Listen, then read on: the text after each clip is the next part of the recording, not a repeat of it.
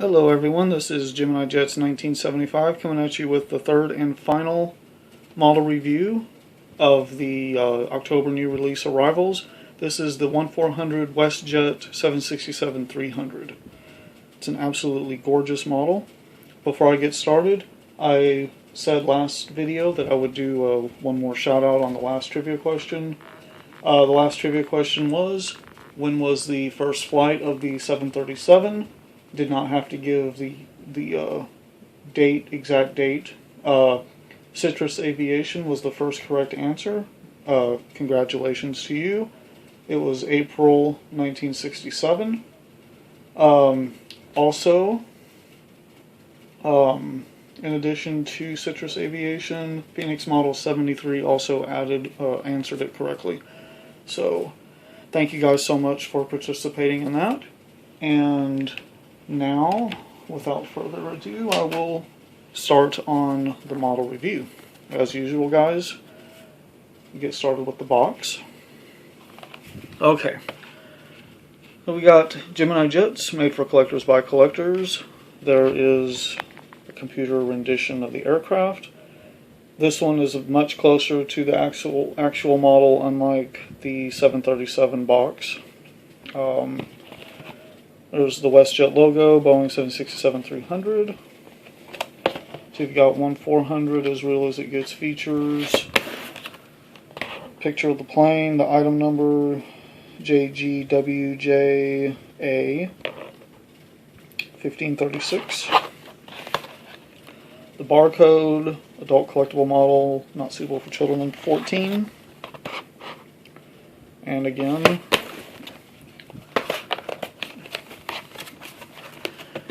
and then you've got the airplane climbing, as real as it gets. Officially licensed Boeing product, registered trademark of WestJet, French and English. And then Facebook.com/Gemini Jets. Apparently the hints did not come out today, so we will wait one more day as usual. And of course, a 2015 release. Open up the flap. Here is info about the 767-300. Pause if you'd like to read. Here is information about this particular plane. For those interested, if you are interested, the 767-300 is actually still in production, mainly with for UPS and FedEx, but if commercial passenger airlines still wanted it, I'm sure they could order it. Obviously, I don't think Delta's getting any more. So, okay, guys, now let's get started with the model. I'm back with the camera so I can zoom in better and get a better view of the nitty-gritty details. Okay, so here you've got your windshield wipers, and then of course the cone on the front nose, on the front of the nose, the radar stuff like that. Line number 671, you got the front L1 boarding door, the beautiful WestJet titles, the modified Canadian maple leaf, and then you've got the two emergency exits over the wing. Then you've got your slide path there. You got your landing lights and your red beacon, or a red navigation light and landing light.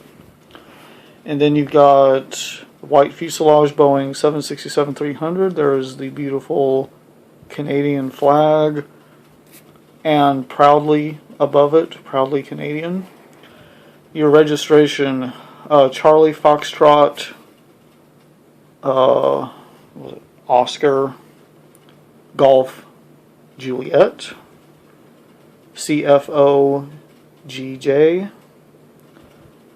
Charlie Foxtrot, Oscar, or I think it's Oscar.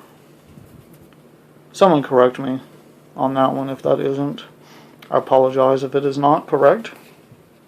Anyways, and then there's your beautiful WestJet tail. You know, the plane, when you're looking at it, looks turquoise, and on this camera right here, it looks blue. So that's a little weird, but hey, what do I know? Okay, now if you flip the aircraft over, you've got the nose gear and your beautiful nose gear doors, and then you've got your front cargo compartment, the as usual one-piece wing.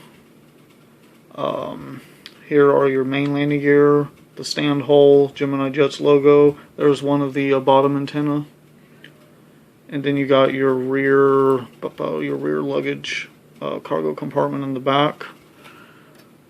And let's see, nothing special on the engines, just your usual Euro white. I don't know why they call it Euro, but hey, whatever. It just looks white to me. And then there's your top antenna, your front, and then your rear antenna. Forgot to mention that earlier. Okay, guys, that pretty much does it for the model review. This probably is going to be mainly for your Western Europe airports, Western European airports, and then of course your Canadian airports. You know, if you want to have WestJet at your U.S. airport, you know, obviously nothing's stopping you. Depends on if you want to be realistic or not. I don't give a rat's behind. I'm gonna have it in my airport, so whatever.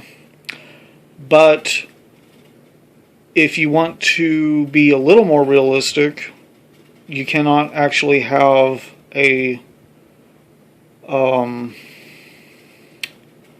foreign carrier cannot operate within the United States. So if you have like Air Canada going from Miami to London, you could not do that because a foreign carrier would have a flight that originated in the United States, and that is illegal. But if you had Air Canada going from Miami to Toronto and then continuing to London, then that's different. But having a foreign carrier have a flight originate in the United States without touching home soil. So basically, like, you know, like Lufthansa or any of those. Oh no, here's a good example, Qantas. Qantas flies, or they used to fly from Sydney to LA and then LA to New York. So from LA to New York, they could not pick up passengers in LA and take them to New York. When they got to LA, passengers leaving the plane would get off, and then but no passengers would get on, and then when they continued on to New York, the rest of the passengers would get off. So they could not originate. It's hard to explain, but basically, it's, you know, I probably completely screwed up the explanation, but anyway, and I'm going on almost 9 minutes here on rambling, so sorry about that, guys. But basically, yeah, if you have a foreign carrier at your airport and you want it to be slightly realistic, make sure the flight goes to the home country that airline is from before it continues on to the foreign destination. Forget all of the other garbage. It's just confusing. Anyways, guys, I guess we won't have another trivia question, but I'm all caught up except for the ones that I've asked in these videos. So anyway, as always, guys, like, comment, and subscribe. Thank you for watching very, very much. I've surpassed 25,000 views. Thank you guys immensely for that. I'm at 350 subscribers, I think. 360. Thank you guys so much for all of the support. Thank you everybody who has been watching my videos, commenting. I love comments. I love likes. Anyways, enough of that. 10 minutes. Like, comment, subscribe. Thank you for watching. Thank you for everything. See you guys in the next video, which will probably be an airport update. Thank you guys.